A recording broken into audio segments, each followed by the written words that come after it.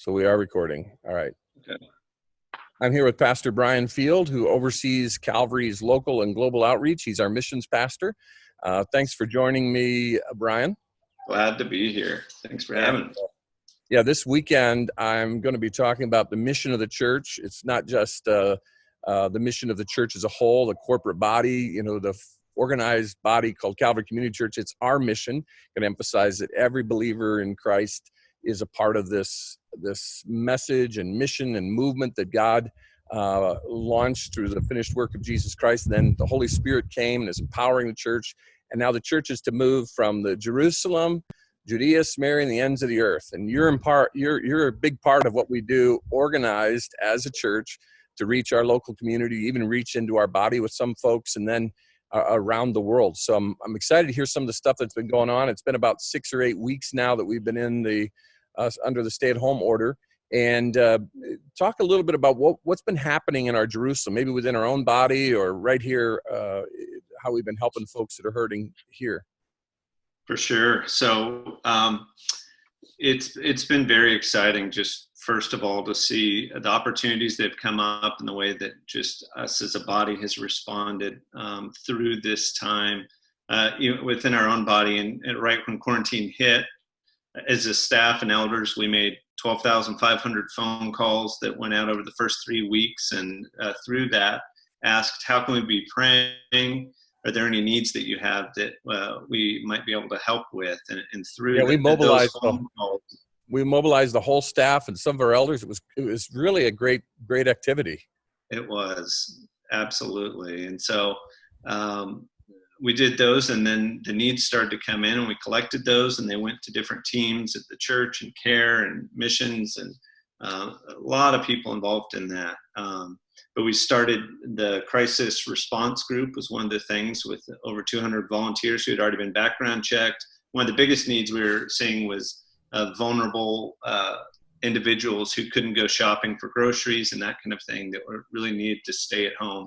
And so we started that group and started sending out the needs, and amazing to see how quickly they've just been picked up. We've had over 100 different requests that have been fulfilled through that, and that's ongoing. So each week we still have volunteers going weekly to go drop off groceries for many.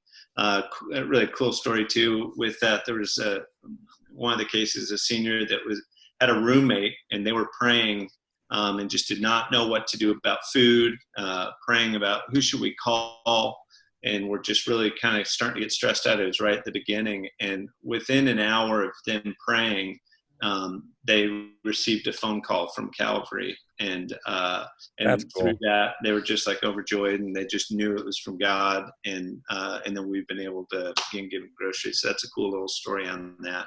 Is that one of those where it's continued too? We wasn't just a one time, because they can't go out because that's right. They're high risk. We've been able to take food to them. They don't have family and others who can do that for them, and so we've been able to step in and care for those folks that way. We're doing that weekly. We've also, there's been financial need, and those that have lost jobs, and where we can, we've tried to help with loss of income and help meet financial needs from those within our Calvary body as well. And CARE's been involved with that as well. They're making 80 to 100 phone calls a week, doing follow-up and care, and Good. between them and their. So it's been amazing to see just on those fronts. And I was going to say, some folks might not know that group you're talking about, the crisis response group, when you get a need, you post it to a part of our database. It's a way we can communicate with these folks, and then they can see that and take that. As soon as someone takes it, then it's not available for others. So we just meet those needs. We're not duplicating. We're able to meet those needs directly. And I know that's been a blessing to both those who've been served and those who are serving. It's been such a great system for us, and we really started utilizing it after the Woolsey Hill fires, and with the disaster response group that established, and that's still going. And I can talk about that too when we get to our Judea section. Yeah. But I said this, I was on that Facebook Live thing on Tuesday, and I said, it's just amazing to see how quickly our volunteers within this group will pick up these needs. We'll send it out, and then we can check and see. And normally within like 5 or 10 minutes, you just see they're all taken by different people. I just Okay. thank God for those names and pray for those individuals. And it's so encouraging to see how our body's leaning in to want to help and serve in this Talk time. about now, if we move beyond our Jerusalem end, that we've just sort of divided this for our own purposes, but into the Judea, kind of into our local community. What are some of the things that you and your team are doing there? Sure. Yeah. So we're continuing, with stay-at-home order and quarantine. Some of our ministries have had to close down, like Tuesday Meals and Winter Shelter, which are big ministries for us on Tuesdays. We do that in conjunction with Harbor House, and we're one of 7 locations each week where people can get a hot meal and then a place to sleep during the winter. But one of the ways that we've adjusted on those fronts is providing resources and funding for our homeless community to be able to find shelter. And we've done that in conjunction with Harbor House, helped on that front. Yeah, they changed their approach a little bit, didn't they? Because the way all the 7 churches were doing it would not necessarily be the best way to keep the virus from spreading. So we're working with them financially to provide housing for the homeless, maybe in local hotels. And that's right. And Harbor House is just an amazing partner with us. Denise Cortez, Art Castruita, that works so well with the poor doing case management, and with our homeless community, know them so well. And so we feel so confident being able to give resources there, knowing that they're going to use those very well and ascertaining who needs the most in helping shelter those that need that help. And so that's been great. We're continuing with our Fresh Market ministry. We had to move it outside into the parking lot just for spacing with our volunteers and keeping our guests in their cars. And it's been great. We've shared some of that over the last few weeks with the Calvary body already. But we've grown each week. We're having new people, probably 10 to 15 to 20 sometimes new guests every week driving up and getting registered. One of the two things I'll say on this front. One, we've just had such faithful volunteers in that ministry for 7 years, and Phil and Gina Cody, Mary Tucker, and I can't name them all, but just faithful. And they've been serving this time, and we've asked them during this time to just because they're in a more vulnerable age bracket to stay home. And so we've had basic 90% of our volunteers for that ministry have been staying home. And so we've just seen so many more people come on board during this season. And JD Lasky's brought a ton of high school, like young guys, mostly young guys, right? They're young guys and women, and really amazing just to see how that's gone. So that's been fun. And while they're one of the really neat parts of it too is we have them kind of serpentine through the parking lot because we were going so far out into the street. We had to adjust on that way, but it gives us the opportunity. Then they start coming an hour and a half early before we open just to get in line. And we get to walk up and down those rows and just have individual connections and talks and encouragement and praying with so many of these people. And there's tears. So often I got to see that on Tuesday. I got to see your team that kind of spaced out. They've all kind of got a role, but it's kind of, some of them in that early part of the line, it's almost like a phony role. It's just so they can spend some time chatting and praying with folks. And I love seeing that on Tuesday. And we've built such great relationships with so many of these guests, and they're so thankful for it. And it's been a great community for so long. So that's just a highlight of the week for us, is getting to be there on Tuesday mornings and see Fresh Market go on. We're still doing food pantry as well on Monday afternoons, and helping many more families on that front. Thanks to everyone who's just contributed with our food pantry and bringing more. And we've also been able to give to other organizations. This past last week, we gave James Storehouse Food, that they were able to give groceries to more than 25 at-risk families.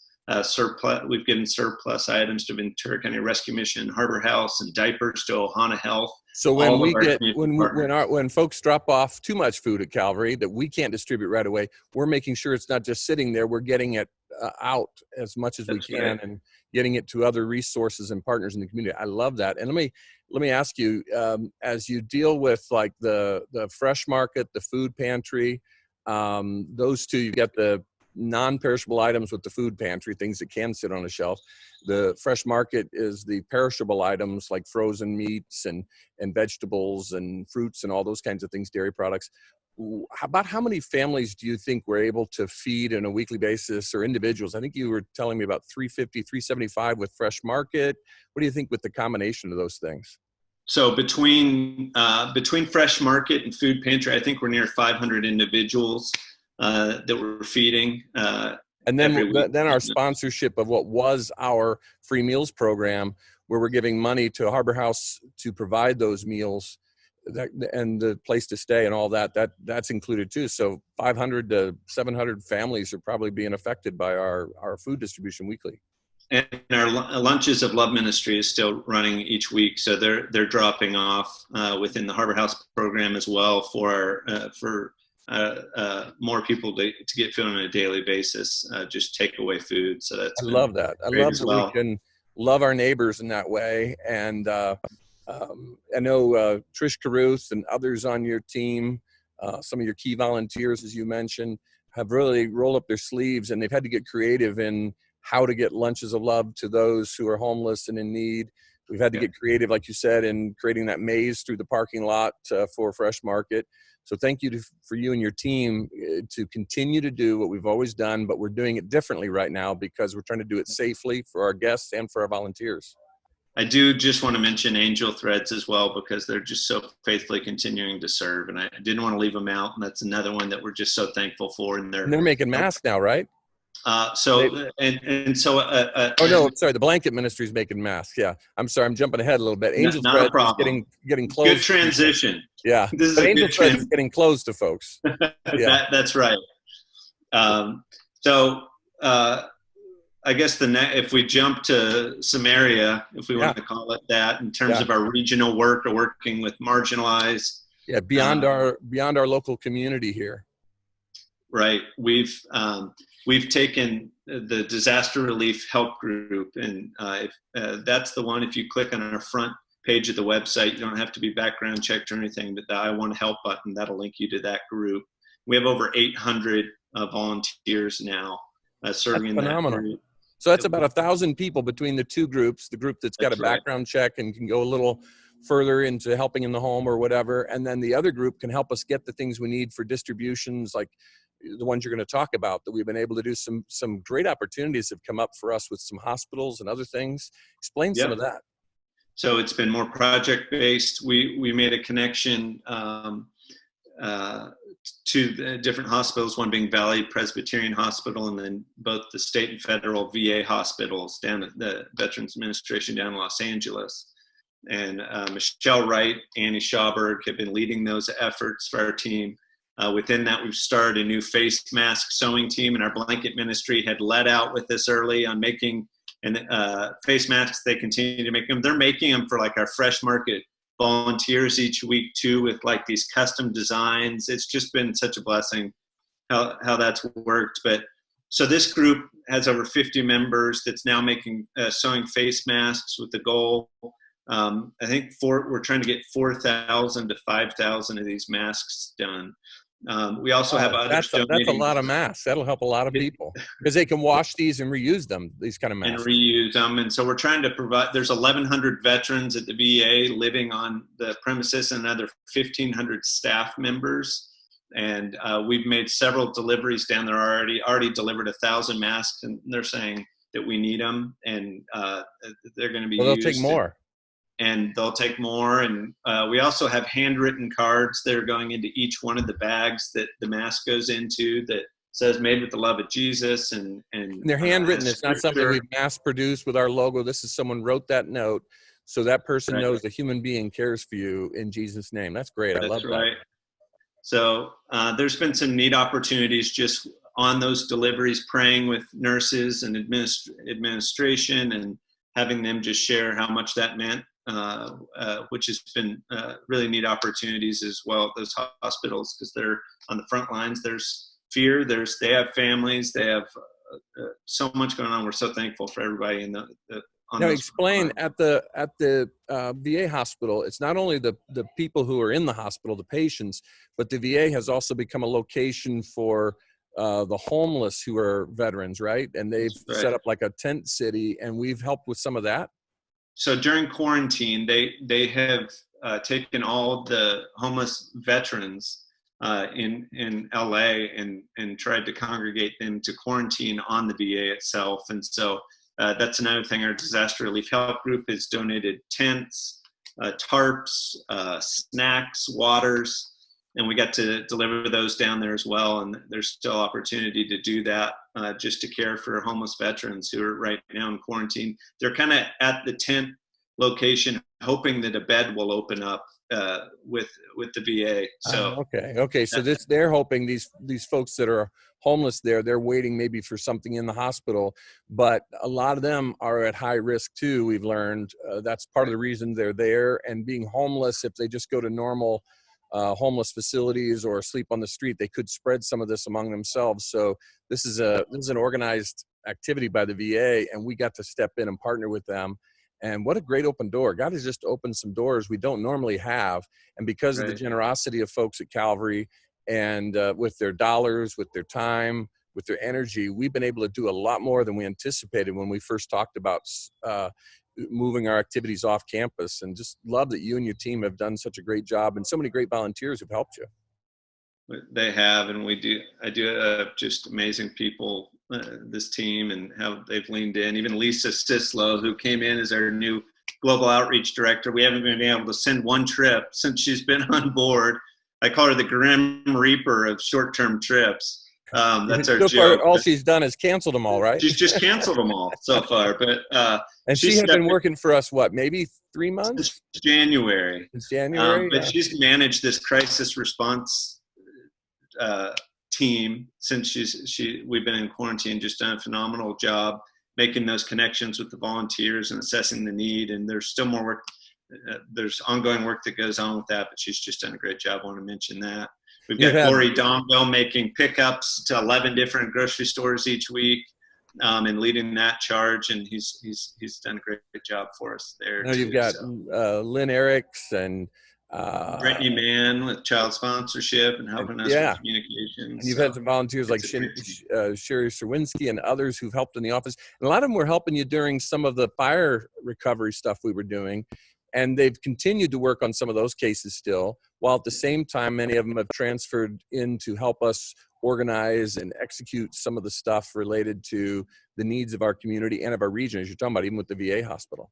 And then there's been such a momentum, I think, that's happened for us on our local outreach efforts since Woolsey Hill fires and all that happened through disaster recovery and the impact that we've even been able to have with other organizations and networks and volunteers who have just leaned in so much over the last year and a half, 2 years. So it's been really amazing to see. It's almost as if the Lord prepared us with, I hate to say it, but with the fire and even the shooting, it kind of changed our posture toward being ready to flex and be creative.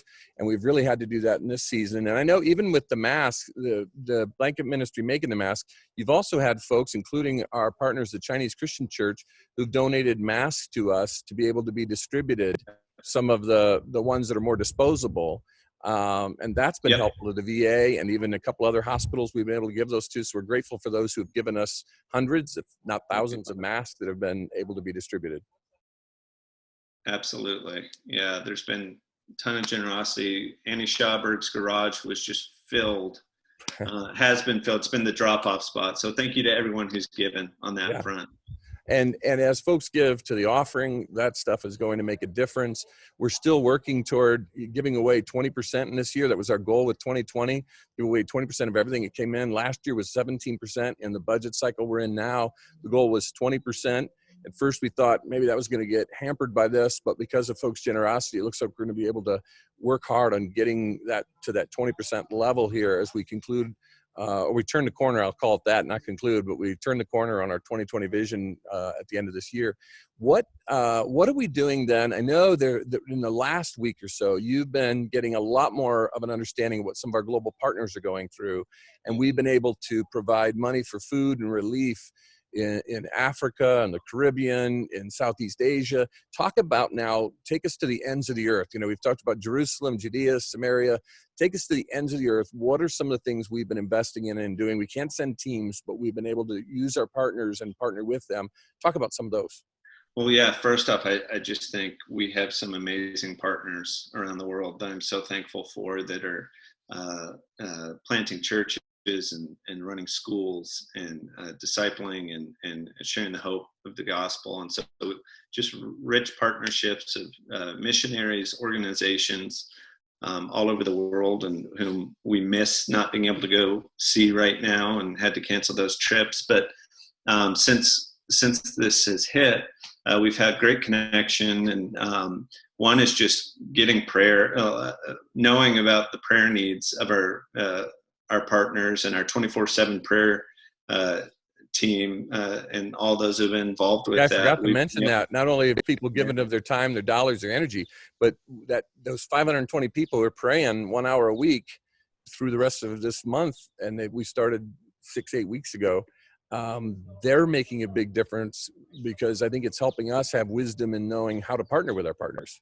That's right. Yeah. So we've been able to pray for them in this last week even, and we've been just hearing of the need. And this week we were able to really do something about it, and on some great levels in South Asia, Zimbabwe, Uganda, Dominican Republic, where they're on the front lines meeting desperate situations of people that are just trapped in their homes, who are the quarantine in some of these countries. You just are not allowed to leave your home whatsoever. Yeah, it's been a crazy combination of the government's rules. And you were saying in one of the Southeast Asia areas we work, that they had given migrant workers 4 hours notice to leave one region. It's not even enough time to drive from that region where they were working temporarily back to wherever they live, and they got trapped because some of these countries require papers, or you're arrested or you're fined. It's very heavy. And in developing countries, the other angle, not only have the government done some interesting things, but also in some of these developing parts of the world, people only have enough to buy their food for that day. And so when they get shut home and they have no work, they have no food. There's nothing left. There's nothing on the shelves. That's right. And some desperate stories, some sad stories of in Zimbabwe with our partner in the Crowdises, and they just got word of a woman in a village nearby who had just been so desperate and had not had any food and no contact with anyone, and they found that she had taken her life. And just desperate times, and the Crowdises have just been jumping into action how they can, delivering food. Each week we were able to send support. This week they're going to be able to feed 200 plus families with the support that we're providing there.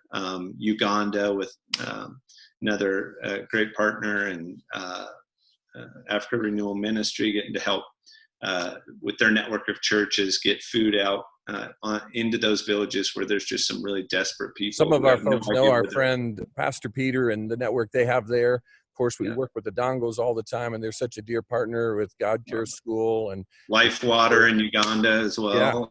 Yeah. And so we've got some great partners on the ground in some of these places. And so we're able to send, in some cases, hundreds, some cases, thousands of dollars to help them. We've also tried to continue helping with projects that we already were committed to, because some of those are so important. In places like the Dominican Republic, Southeast Asia, Zimbabwe, Uganda, we've been getting money to these folks so they can get food. And I love that they're doing food they're the kinds of things that could sit on the shelf. They're the kinds of things that provide the right nourishment. It's not just, we're not sending Oreos or something. We're sending things that provide children and adults substance that they need, things that will give them strength and help them fight off a virus even. Yeah. How about the needs you're making? You're doing some interesting things in Southeast Asia, you were telling me this morning, with some of the pastors that we've been supporting in that area. Sure. It's been a big focus. Talk about that. You were on a meeting this week, and we got to partner with in some unique ways. It is, and great partner of ours that's doing church planting and have workers that are going into unreached villages and sharing the gospel. And, it's been strict quarantine there as well. And millions that are living on nothing and need to work each day to eat each day kind of situations. But funding we've been able to give has helped these workers who are sustained themselves by the churches that they pastor, and haven't been able to meet at all. So haven't been able to get any support. So we're helping support these pastors, church planters, so that they can continue the work of going into their villages and meeting needs, even providing cell phone additional bandwidth for like digital plans so that they can conduct their church services the cell phones that with the cell they phone. have. Yeah, most And people, even in the developing world, have a cell phone. So this is that's a right. way to help those churches meet. And there's some beautiful pictures just of these families gathered around, and they link several cell phones together to get broader coverage. They're telling us a bit about that, just the ingenious ways that they're continuing to be the church in Southeast Asia, in these little unreached villages or very rural, poor places, and yet gospel's still going to those places. They're also, so good stuff on there. I love hearing this, and that's why I wanted to do this with you, because every time you and I talk, even in emails or emails that you're sending to our partners as we're, initiating checks to go to their ministries for these specific needs that their people are facing all around the world, I just keep thinking, boy, the Calvary family needs to hear about this, because this is a result of their prayers. This is a result of their volunteering. This is a result of their giving. I know there's some folks who have volunteered in a lot of your ministries who had to step back because they've been at high risk. And we know that they needed to do that. They've been faithful, some of them for months and years with you already. Cool to see new people step up. We know that some people have been affected financially, and then to see others step up and fill in that gap. And the funds we've been talking about here, whether it's here in our Jerusalem, our Judea, our Samaria, into our region and beyond, and then even to the ends of the earth, that's not like people are just handing us envelopes. This is all coming through our regular giving as a church to the general fund. We're investing here and around the world to help hurting people right now because of this global pandemic. As you think about it, Brian, what are two or three brief stories that have emerged at any one of these levels, the Jerusalem, Judea, Samaria, the ends of the earth kind of level? What are two or three that have gripped your heart and kind of have gotten in your mind where you've been sharing these with others, of what we get to be a part of, either on the need side, the opportunity, or what we see God allowing us to do to make a difference? I think in terms of just on a local level, the relationships I see they're getting that continue, and seeing a grandmother. We were there was a grandmother who had her grandson in the car at Fresh Market recently, and it was his birthday. And our volunteers found out about it and circled the car and began to sing happy birthday to this little 5-year-old boy. And he was so excited. He was excited. He wasn't scared when you circled the car. But yeah, that's great. A spontaneous moment to serve a family and to serve a 5-year-old. And this grandmother was just in tears over the whole thing. And these little connections that we wonder, what is God doing in the midst of it? And yet they're just opportunities for us to live incarnationally and to share and show the love of Jesus as we go. And sometimes it's just seeds, right? We're just planting seeds. Yeah. And they may get watered and harvested by us in the future, or maybe somebody else who knows Jesus, or another ministry, another church down the line. For sure. How about something that maybe you shared with me a story this morning of some of the response when you got to pray among the staff at the VA hospital. You were praying with some nurses and doctors. Yeah, it was the other. It was the other hospital we've been helping in the Valley. There's another one that we were able to help with some masks and things. But what is the response of some of the medical folks you prayed with? Because I had a similar response right here locally. For sure, we just were able to drop those supplies, and I just asked if I could pray with some nurses and administrators who had come down, and they said, yeah, we'd love that. And we circled, and I prayed. And the next week, Michelle Wright had gone down to do as a part of another delivery, and got to connect again with one of the nurses who had just said, that was such a meaningful time. I sense God's presence. I've never been prayed for like this before. Us as a staff that was something that we've never been a part of, and it actually it gave me the boldness to talk about my faith to my coworkers, and just gave a bridge for That's great. conversation, That's and great. And just neat we wouldn't have opportunity. those opportunities. We hate this virus. I pray God ends this soon. But God also is opening doors for us, and opening a door while you pray for this group of medical professionals. They get to then carry on that witness about what it meant to their coworkers who don't know Christ, that someone prayed over them. Right. How about a couple stories you've heard, one story even, that you've heard from around the world and our partners, a specific story of, I know you were on a conference call with partners in Southeast Asia.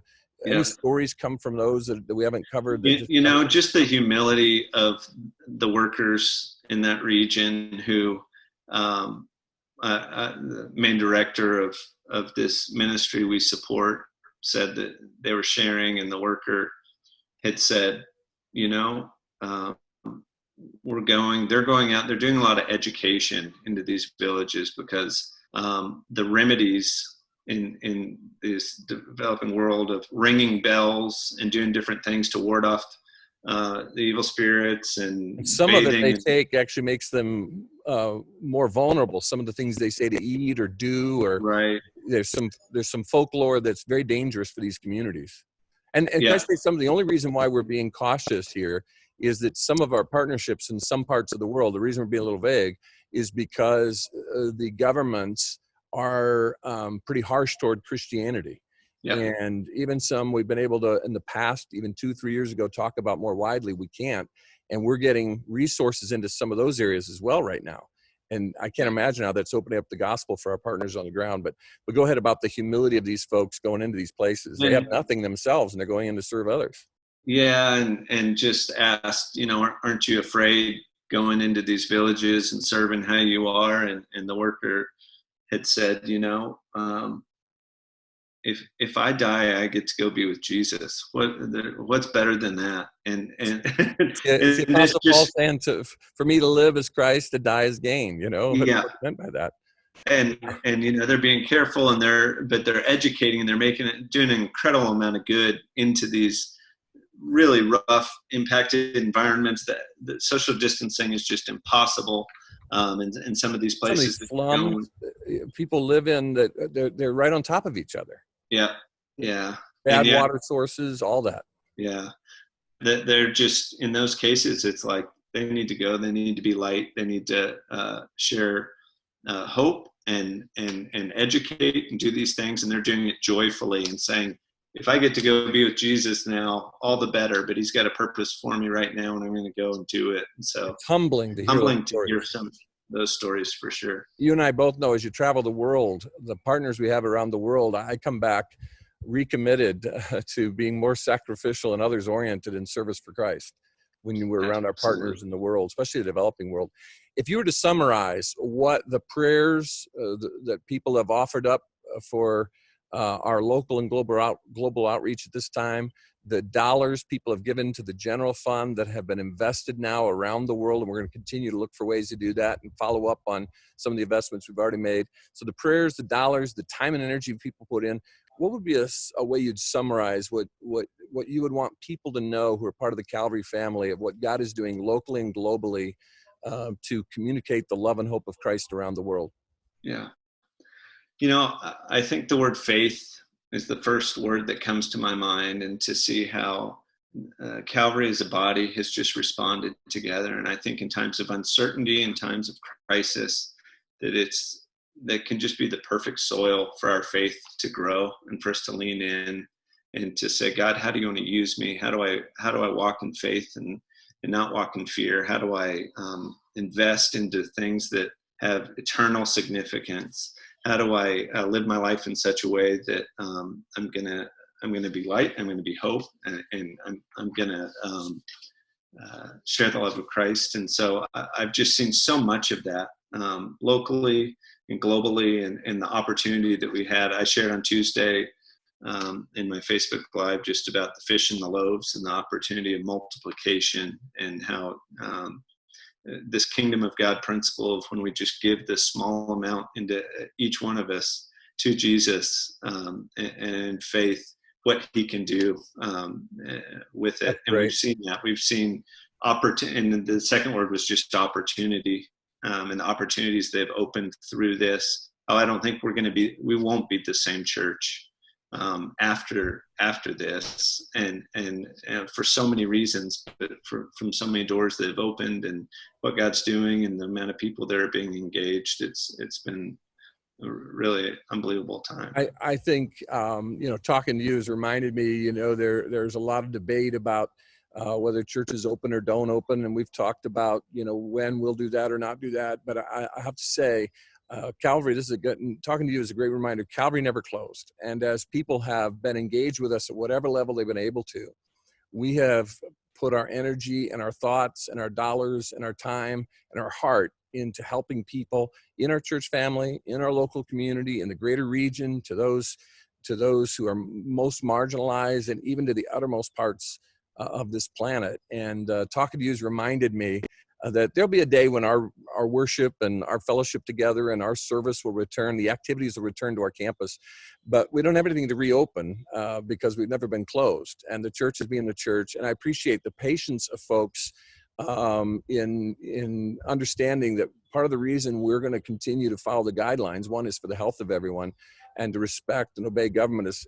the scriptures tell us, but also we are seeing God open doors right now, and we're putting our energy and time and efforts. So thank you to you, Trish, Lisa, your whole team on your staff, the volunteers. Thank you for being a good steward of the financial resources God has given us. I know you and Curtis Johnson, our executive pastor, and others talk about these things, think about these things, and you've got the mission task force you work with. There's just such a great balance in being proactively generous, but also being wise and good stewards. Thank you for your leadership in this way, Brian. Thanks for helping us stay on mission and keep the main thing the main thing. I love what I get to do, and it's obvious. Yeah, humbled to be able to do it. So thanks, and so appreciate being here and you having me, and us getting to share more of what's been going on during this time. I think people will be blessed by this. Blessings to you. Thanks so much. All right. Thanks so much. Bye. Bye. Okay, that worked out great. I don't think that was 20 minutes. I don't know if that's 35 or 40. Yeah. But it's great. It had a lot of stuff. And the people are going to watch this. They may watch 10 minutes here, 10 minutes there. I'm Right. thinking of the Bill Hicks types. I'm thinking of, Yes. and I'm telling you, people who are leaning in with you right now, or are part of the prayer, or who have been giving and have stepped up their giving, some of them, they will watch this. It will bless them. And I think this is a good report of what God's doing. And you do it in a great way because you're not a salesman. So it's very sincere, and I think people will enjoy it. Awesome. Thank you. Thanks for taking Friday to do it too. Absolutely. Yeah. Have a good rest of your day. How about you? Will you make sure, did you send all these things to Jordan already? I've sent him all the pictures and videos, and I'll connect with him tomorrow and just say, hey, I hope he can. I'll try to talk to him today and just say, so it'll help him too if I give him some context of what we're talking about, that we're going to release this after, if we can release it like 12:30 on Sunday, and that you'll give him some indication where those pictures go, and that we're not trying, he can just plop them in over us. There's no need to, doesn't have to make this real fancy. I think some of this just people seeing a Zoom call of us talking will be encouraging to them. And so I'm just trying to keep it low pressure on him because he's had so much. But if he can just slip those things in, I may use that video. So maybe not, maybe the video, maybe not the video. The video, I don't think we gave enough verbal context to explain the video, did we? No, I think I can do that in my message over the weekend because I wanted to use that video. So I will. And if you get anything else, you sent me several things. I haven't had a chance to look at them all. I've been saving them. Well, it was mostly just pictures apart from that, and none that were just like overwhelming. There's some from Dominican Republic. I don't know if I got you those. Yeah, you did. You said you might have a few more. Okay. The Uganda. The Crowdises send you a little bit? They sent me some pictures, yeah. Do you want me to just send those to you? Yeah, send them to me, and then I'll I'll make sure Jordan. Jordan Uh, doesn't do much with pictures with me. That one video is the only one I know of that I would be showing. okay. She's got a different one. I only know of the one right now that's a video. The lady coming out of her house. Yeah, there's more videos. There's another one of them them praying with a family and a guy on his knees, kind of rocking back and forth. Could you take all the videos and the pictures you have and put them in a Dropbox folder and share it with me? Yes. Or a Google, I don't know, whatever you can share with me that you have. Dropbox. Yeah, if you just put them into a Dropbox folder, even the ones out of your email and stuff. I'm getting a little lost, and it's come in kind of piecemeal. Larita's been helping me collect them, but I'm not sure she's caught them all. And then you can share the folder with me. I can pull them out and use what I need, and then we could also then share that with Jordan. Yep. Okay. I'll do it. So those other videos you're talking about, put them in there too, and that way I can decide which ones I want to use. And if I have questions about any of the stories, or if you think of a story, right now the ones that are emerging for me are like paying for the data plans of the pastors, Southeast Asia. I love that. And there's a picture, I think there's a picture of that shows them sitting around that we could use. Perfect. Maybe drop them in, and if there are 2 or 3 that jump out to you that link to things we've talked about, email those to me and say, here's the one about. Sorry. No, you can answer whoever's there. We're fine. There. Yeah.